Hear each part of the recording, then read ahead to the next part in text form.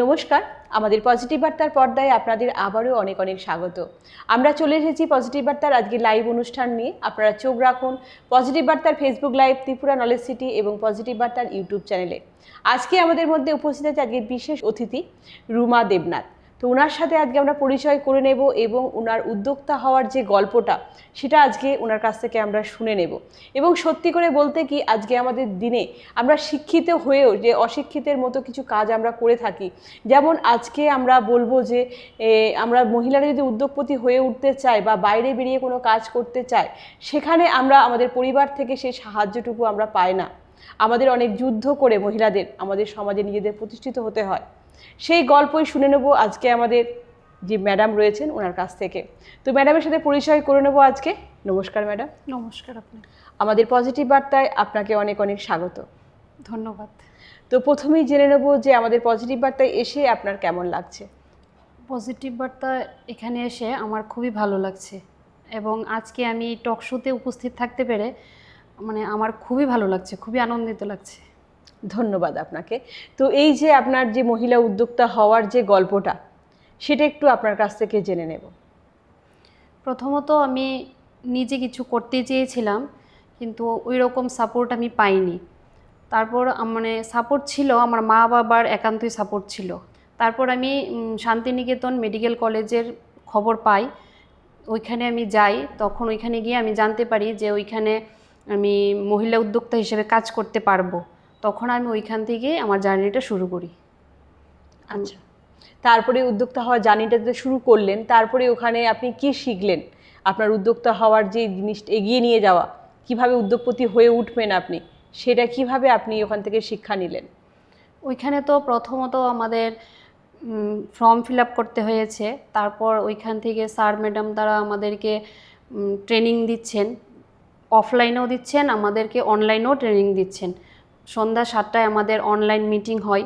Samima ma'am ওইখানে আমাদেরকে খুব ভালোভাবে ট্রেনিংটা দিচ্ছেন যে আমরা কীভাবে একজন মহিলা উদ্যোক্তা হিসাবে এগিয়ে যাব, কিভাবে আমাদের ব্যবসাটাকে আমরা এগিয়ে নিয়ে যাব।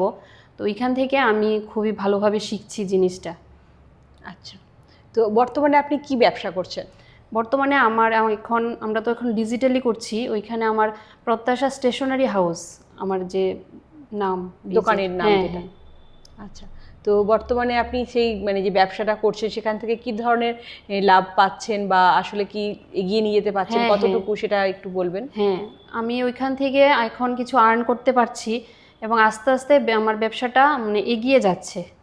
আচ্ছা, তো আপনি যে পদ্ধতি শিখছেন ওখান থেকে ত্রিপুরা শান্তিনিকেতন মেডিকেল কলেজ থেকে, সেই পদ্ধতিকেই ধরেই আপনি এগিয়ে যাচ্ছেন? হ্যাঁ, হ্যাঁ, ওইখান থেকেই আমি ম্যাম আমাদেরকে যেভাবে বলছেন অনলাইন মিটিংয়ে বা ফিজিক্যালিও আমরা যে মিটিংয়ে যাচ্ছি, ক্লাস করছি, ওইখান থেকে অনেক কিছু শিখতে পারছি।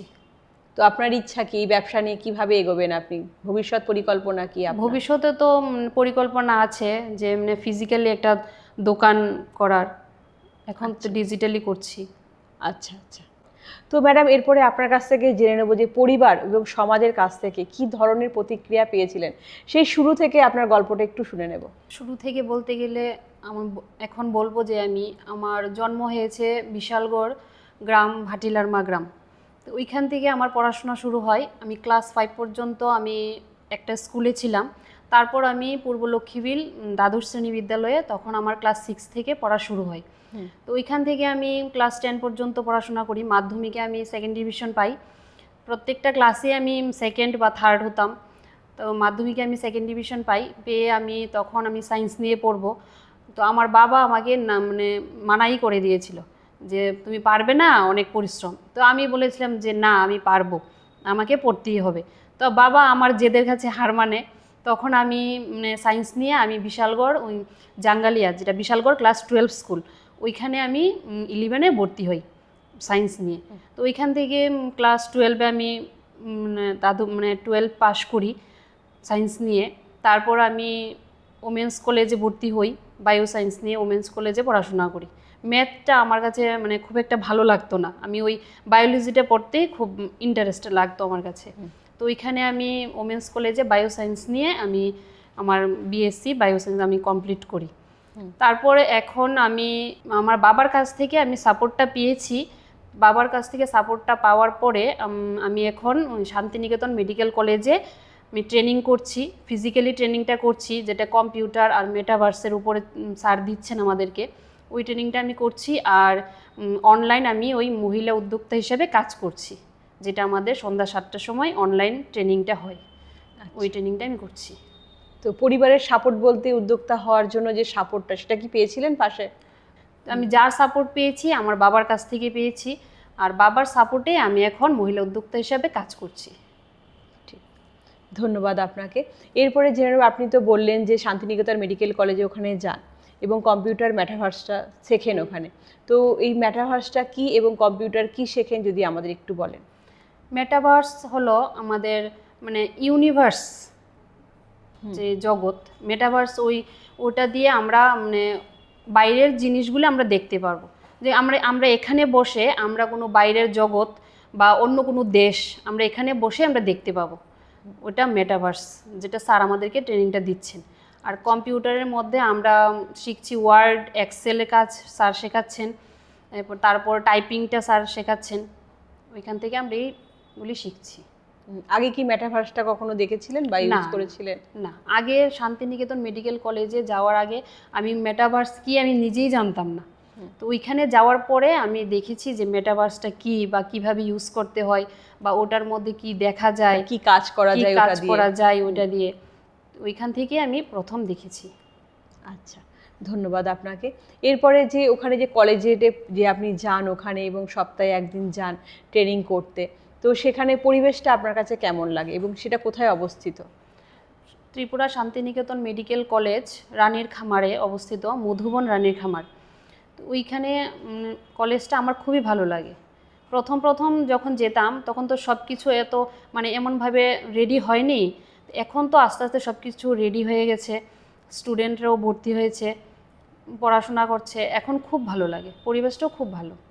আচ্ছা, এই যে স্টুডেন্টরা পড়ছে ওখানে কোথাকার স্টুডেন্ট পড়ে বা একটু যদি বলতেন আমাদেরকে। আমাদের ত্রিপুরা শান্তিনিকেতন মেডিকেল কলেজে আমাদের ভারতবর্ষের 21টা রাজ্য থেকে স্টুডেন্টরা এসে ভর্তি হয়েছে। আমাদের কলেজে 150টা সিট আছে, তো ওইখানে 150 জনই মানে ফিল আপ হয়েছে, স্টুডেন্ট পড়ছে। তো ওইটা আমাদের ত্রিপুরা রাজ্যের মধ্যে প্রথম এরকম একটা কলেজ যেখানে 21টা স্টেট থেকে স্টুডেন্টরা এসে পড়াশোনা করছে। আচ্ছা, তো এই যে প্রথমবার 21টা স্টেট থেকে কোনো কলেজে ভর্তি হওয়া, এটার কারণে তো ইন্ডিয়া বুক অফ রেকর্ডসেও নাম উঠেছে এবং তার 2 মাস পরেই এশিয়া বুক অফ রেকর্ডসে নাম, তারপরে বর্তমানে ওয়ার্ল্ড বুক অফ রেকর্ডসেও সেই নাম স্বীকৃতি পেয়েছে কলেজের। তো এই যে জার্নিটা যদি আমাদের সাথে একটু শেয়ার করেন। ত্রিপুরা শান্তিনিকেতন মেডিকেল কলেজে 150 জন স্টুডেন্ট পড়াশোনা করছে, ওইটা মানে এরকম আর ত্রিপুরার মধ্যে আর একটাও কলেজ এরকম মানে হয়নি, এত স্টুডেন্ট ভর্তি হয়নি, বা এমন 21টা স্টেট থেকে বাইরের স্টেট থেকে এত স্টুডেন্ট আসেনি। এই ত্রিপুরা শান্তিনিকেতন মেডিকেল কলেজে যখন এত স্টুডেন্ট এসেছে, বাইরে থেকে পড়াশোনা করছে অন্যান্য স্টেট থেকে এসে, তো এই ইয়েতে মানে ত্রিপুরা শান্তিনিকেতন মেডিকেল কলেজকে প্রথমে তো India book of records award সম্মানিত করা হয়েছে, তারপর এশিয়া বুক অফ রেকর্ডের সম্মান দেওয়া হয়েছে, তারপর কিছুদিন আগে ওয়ার্ল্ড বুক অফ রেকর্ডে সম্মানিত করা হয়েছে। বাহ, খুব সুন্দর, খুব ভালো লাগে যে এখন আমাদের এই বাইরের স্টেট থেকে আমাদের শান্তিনিকেতন মেডিকেল কলেজে তারা ভর্তি হচ্ছে এবং পড়াশোনা করছে। একটা সময় কি হতো যে আমাদের ত্রিপুরা রাজ্য থেকে কোনো ডাক্তারি পড়তে গেলে বাইরের রাজ্যে গিয়ে তাদেরকে সেই পড়া করতে হতো, কিন্তু এটা সত্যি আমাদের কাছে খুব গর্বের যে ত্রিপুরা রাজ্য থেকে এখন আর যেতে হয় না, তারা বাইরের রাজ্য থেকে অন্য স্টেট থেকে এসে আমাদের ত্রিপুরা শান্তিনিকেতন মেডিকেল কলেজে ভর্তি হচ্ছে এবং পড়াশোনা তারা কন্টিনিউ করছে। খুব ভালো লাগছে সত্যি শুনে। তো এরপরে জানতে চাইবো যে আমাদের কিছুদিন আগে ঘটে যাওয়া 14ই জুন উপলক্ষে যে দিল্লির প্রেস ক্লাবে অনুষ্ঠিত হলো যে অনুষ্ঠানটা, সেটা সম্বন্ধে যদি একটু আমাদের মধ্যে তুলে ধরেন। 14ই জুন যে অ্যাওয়ার্ডটা দেওয়া হলো ওটা পজিটিভ বার্তা, আমাদের পজিটিভ বার্তা প্ল্যাটফর্মকে দেওয়া হয়েছে এশিয়া বুক অফ রেকর্ডসের সম্মান, যা দিল্লিতে কিছুদিন আগে অনুষ্ঠানটা হয়ে গেল। পজিটিভ বার্তা এরকম একটা চ্যানেল যেখানে সব পজিটিভ জিনিস আমরা দেখতে পাই। পজিটিভ, এখন আমরা দেখছি যে বাচ্চা থেকে যুবকরা সব নেগেটিভিটির দিকে চলে যাচ্ছে, তো ওইখান থেকে আমাদের পজিটিভ বার্তা চ্যানেলটা একটা দিক যেখান থেকে আমরা আমাদের যুব সমাজকে বা আমাদের বাচ্চাদেরকে আমরা পজিটিভ সব কিছু দেখাবো। ঠিক। তো ওইখান থেকে ওই পজিটিভিটির দিকে কিভাবে নিয়ে যাব, তাদেরকে হ্যাঁ, সমাজকে কিভাবে পজিটিভিটি ছড়িয়ে দেবো সমাজের মধ্যে, এবং আগামী প্রজন্মদের কিভাবে একটা সুস্থ পরিবেশ আমরা উপহার দিতে পারবো, সেই চিন্তা ভাবনাই করেছেন আমাদের ডক্টর মলয় পীর স্যার। সত্যি স্যারকে অসংখ্য অসংখ্য ধন্যবাদ যে এত সুন্দর একটা কর্মকাণ্ডের জন্য।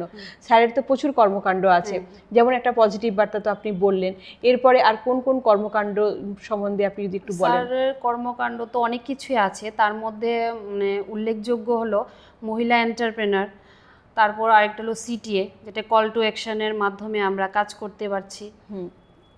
এছাড়াও রয়েছে যে বিশ্ব পরিবেশ দিবস উপলক্ষে যে নতুন কর্মসূচি গ্রহণ করেছেন উনি। স্যার বলেছেন যে আমাদের 1 বছরের মধ্যে 1 কোটি গাছ লাগাতে হবে। তো স্যার 1 কোটি গাছ তো মেনশন করেননি, আমরা যত খুশি পারি লাগাতে পারি, যত খুশি 1 কোটির বেশি হতে পারে, বেশি হতে পারে। তা গাছ লাগালেই হবে না, গাছকে আমরা লাগিয়ে সুন্দরভাবে যত্ন করতে হবে। তারপর আমরা সবাইকে বলবো যে সবাই গাছ লাগাও, এবং একটা সুস্থ পরিবেশ আমরা যাতে গড়ে তুলতে পারি, এবং সুস্থ মানে পৃথিবী গড়ে তাদের ভবিষ্যৎ প্রজন্মের হাতে তুলে দিতে পারি, এবং বলতে পারি যে না পৃথিবীটা দেখো কত সুন্দর, হ্যাঁ তারা দেখুক। ঠিক, এটাই আমাদের স্যারের যে পরিকল্পনা, সত্যি খুব সুন্দর এবং অভাবনীয়, অকল্পনীয় যেটা বলতে পারি আমরা, যে সত্যি স্যার এত সুন্দর সুন্দর কর্মসূচি যে গ্রহণ করছেন, সেটা আমাদের পরিবেশের জন্য, আগামী প্রজন্মের জন্য একটা খুব ভালো দিক। তো ধন্যবাদ ম্যাডাম আপনাকেও আবারও। তো এরপরে জানতে চাইবো যে একজন নারী উদ্যোক্তা হিসাবে আমাদের কি সত্যি নারীদের দাঁড়ানো দরকার, আপনি কি মনে করেন? হ্যাঁ, নারীদেরকে তো আগে দাঁড়ানো দরকার, কারণ এখনকার দিনে পুরুষরা চায় না যে মেয়েরা কাজ করুক, কিন্তু মেয়েদেরকে কাজ করাটা খুবই দরকার। ঠিক, মানে আমি আমার তরফ থেকে বলছি, আমি যে পজিশন মানে অবস্থাতে ছিলাম, এখন যে আমি কাজ করছি মহিলা উদ্যোক্তা হিসাবে, ওইখান থেকে আমি বলছি যে মেয়েদেরকে এগিয়ে আসা দরকার এবং কাজ করাটা খুব দরকার। একদম তাই। আপনি তো বললেন একটু আগে যে আমাদের বলেছেন যে আপনার 2টো বাচ্চা আছে, এবং সেই বাচ্চা দুটোকে ভবিষ্যতের দিকে এগিয়ে নিয়ে যায়, কীভাবে তাদেরকে শিক্ষা দিয়ে, প্রকৃত শিক্ষা দিয়ে তাদেরকে নিজের লক্ষ্যে পৌঁছে দেওয়া। হ্যাঁ, এটা হচ্ছে আপনারই হয়তো কাজ। এটা হ্যাঁ, আপনি সেই লক্ষ্য পূরণ করার জন্য সেই পরিশ্রম করে চলেছেন। সেই পরিশ্রম আপনি করে যান, এবং সত্যি আপনি আপনার এই উদ্যোক্তা নেওয়ার গল্পটাতে আপনি সফল হন। আমাদের শুভকামনা আপনার সঙ্গে রইল। ধন্যবাদ। সত্যি খুব ভালো লাগছে আপনার সাথে কথা বলতে। এরপরে জেনে নেব যে আপনি যে কাজ করেন, সেই কাজ এবং ব্যক্তিগত জীবনের মধ্যে কিভাবে আপনি নিজেকে তৈরি করেন বা সময় দেন। বাড়িতে তো কাজ করতেই হবে, আমার বাচ্চা আছে 2টো, তারপর আমি ওদেরকে সামলে, আমার মা আছে, আমার মার কাছে আমি ওদেরকে রেখে তারপর আমি কলেজে যাই, বা অনলাইন মিটিং যখন অ্যাটেন্ড করি তখন আমি ওই মিটিংটা অ্যাটেন্ড করি। আমার মেয়েও এখন অভ্যস্ত হয়ে গেছে, মেয়েও সময় হলে বলবে যে মা তুমি মিটিং জয়েন করবে না? আমি হ্যাঁ করব, তোমার তো সময় হয়ে গেছে। তো মেয়েও আমাকে সাপোর্ট করছে, এখন মেয়েও আস্তে আস্তে বড় হচ্ছে, বুঝছে। তা আমিও তো চাই যে আমার মেয়েও কিছু করুক। ঠিক, ও তো এখন যথেষ্ট ছোট, ওর পড়াশোনার প্রতি লক্ষ্য রেখে ও সেইভাবে যে আপনার প্রতিও যে ও লক্ষ্য রাখছে, এটা সত্যি অনেক বড় পাওয়া, সত্যি ভালো লাগছে। তো ম্যাডাম এরপরে বলবো যে একজন মহিলা উদ্যোক্তা হিসাবে তার সুবিধা বা অসুবিধার দিকগুলো যদি একটু আপনি তুলে ধরেন। একজন মহিলা উদ্যোক্তা হিসাবে সুবিধাগুলো হলো, দেখো আমরা যদি নিজেরা কিছু মানে আর্ন করতে পারি, তো আমাকে কারো কাছে হাত পাততে হবে না, নিজের খরচাটা নিজে কিছুটা চালিয়ে নিতে পারবো। তারপর আমাদের মানে সংসারেও কিছুটা আমরা দিতে পারবো। ওই জায়গা থেকে আমাদের মহিলা উদ্যোক্তা হিসাবে মানে আমরা সুবিধা একটা পাই আর কি। তারপর আমার 2টা বাচ্চা আছে, তো ওদেরকে যদি আমি ভালোভাবে মানুষ করতে মানে চাই, তাহলে তো মানে আমি কিছু আর্ন করলে ওই তার মানে ওদেরকে ভালো ভবিষ্যৎ আমি দিতে পারবো। একদম ঠিক। ওইখান থেকে আমরা মানে মহিলা উদ্যোক্তার সুবিধা আর কি হলে। আর অসুবিধা তো আমাদেরকে অনেক ফেস করতে হয়, ঘরেও বাইরেও অনেক কিছু ফেস করতে হয়।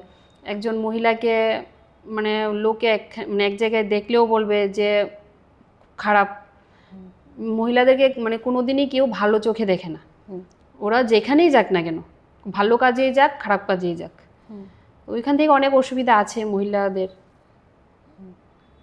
তো এটা মহিলাদের একটা বেরোনো, বাড়ি থেকে বেরোনো, এটা সব থেকে বড় একটা মানে কি বলবো বাধা হয়ে দাঁড়ায়। হ্যাঁ মানে ভালো কিছু করতে গেলে পিছন থেকে নেগেটিভ আসেই, হ্যাঁ নেগেটিভিটি থাকে। তো এটাই আমাদের মেনে নিতে হবে যে না, ভালো কিছু করতে গেলে নেগেটিভ আসবেই। তো সেই নেগেটিভটাকে সরিয়ে দিয়ে আমরা পজিটিভ দিকটাকে চিন্তা করে আমরা পজিটিভ ভাবনাকে সঙ্গে নিয়ে আমরা এগিয়ে যাব। তো এটাই লক্ষ্য রাখতে হবে আমাদের মহিলা উদ্যোগপতি যারা আছে। এবং তারপরে বলবো যে যারা মহিলা উদ্যোগপতি হতে চান তাদের জন্য আপনি কি বার্তা দেবেন? আমি বলবো যে তোমরা সবাই এগিয়ে আসো, নিজের পায়ে দাঁড়াও, নিজে কিছু ব্যবসা করো বা যাই করো, যার যে মানে যে কাজটা যে পারে। বলবো সবাইকে যে মহিলারা এগিয়ে আসো, তোমরা উদ্যোক্তা হিসেবে কাজ করো। আচ্ছা, এবং উদ্যোগপতি হতে গেলে যোগাযোগ কিভাবে করবে বা কিভাবে লাইনটা চুজ করবে তার যদি একটু বলে দেন আপনি। যারা উদ্যোগপতি হতে চায় আমি বলবো ত্রিপুরা শান্তিনিকেতন মেডিকেল কলেজে আসো। ওইখানে আমাদের একটা ফর্ম ফিল আপ করানো হয়, তারপর আমাদের ওইখান থেকে মানে আমাদের মিটিংয়ের লিঙ্ক দেওয়া হয়। সন্ধ্যা 7টার থেকে আমাদের একটা গুগল মিট হয়, ওইখানে আমাদেরকে অনলাইন ট্রেনিং দেওয়া হয়। আর তোমরা যদি অফলাইন ট্রেনিং নিতে চাও তাহলে প্রত্যেক সপ্তাহে বুধবার ক্লাস করানো হয় আমাদের 10টা থেকে। ওইখানে চলে আসো, ফিজিক্যালি ক্লাস করানো হয় এবং জানতে পারবে যে কিভাবে আপনি উদ্যোগপতি হয়ে উঠতে পারবেন। অনলাইন অফলাইন দুটোভাবেই সেখানে শিক্ষা দেওয়া হয়। তো ম্যাডাম, এরপরে জানতে চাইবো যে ত্রিপুরা শান্তিনিকেতন মেডিকেল কলেজে যে ওপিডি পরিষেবা চালু আছে সেটা সম্বন্ধে যদি একটু আমাদের বলেন। ত্রিপুরা শান্তিনিকেতন মেডিকেল কলেজে ওপিডি পরিষেবা চালু হয়েছে 2024-এর 1 অগাস্টে। তো ওইখান থেকে আমাদের 10 টাকার বিনিময়ে আমরা ডাক্তার দেখাতে পারছি। ওষুধের ক্ষেত্রেও আমাদের ছাড় রয়েছে। ওইখানে আমাদের ব্লাড টেস্ট, সব রকমের ব্লাড টেস্ট করানো হয়। তারপর এখন আমাদেরকে ইসিজি করানো হয়, আমাদের ওখানে এক্সরে করানো শুরু হয়ে গেছে। তা আস্তে আস্তে সব কিছুই শুরু হয়ে যাবে। তো বলবো ভালো ভালো ডাক্তারবাবুরা ওইখানে আসছেন, সবাই আসো। ওইখানে এসে মানে 10 টাকার বিনিময়ে তোমরা সবাই সুবিধা সেবা পাবে। হ্যাঁ।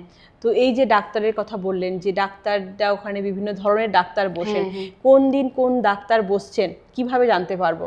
আমাদের ত্রিপুরা শান্তিনিকেতন মেডিকেল কলেজের অনেক গ্রুপ আছে, যে গ্রুপগুলির সঙ্গে আমরা যুক্ত আছি।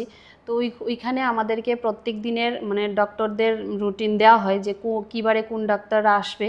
তো ওইখান থেকে আমরা জানতে পারি, এবং আমাদের নিজেদেরও একটা গ্রুপ আছে যেখানে আমরা জানিয়ে দিই যে কী বারে কোন ডাক্তার বসছেন। আচ্ছা, ধন্যবাদ ম্যাডাম আপনাকে আবারও ধন্যবাদ আমাদের পজিটিভ বার্তায় আপনার মূল্যবান সময় দেওয়ার জন্য। অনেক অনেক ধন্যবাদ। ধন্যবাদ আপনাকেও আমাকে এইখানে ডেকে নেওয়ার জন্য। তো আমরা অনুষ্ঠানের একেবারে শেষ পর্যায়ে চলে এসেছি। আজকের অনুষ্ঠান আমরা শেষ করতে চলেছি এবং বলবো যে আমাদের অনুষ্ঠান আপনাদের কেমন লাগছে অবশ্যই কমেন্ট করে জানাবেন, এবং আমাদের আগামী অনুষ্ঠান দেখার জন্য চোখ রাখুন আমাদের পজিটিভ বার্তার Facebook live, Tripura knowledge city এবং পজিটিভ বার্তার ইউটিউব চ্যানেলে। আজকের মতো আমাদের অনুষ্ঠান এই পর্যন্ত। ভালো থাকবেন, সুস্থ থাকবেন।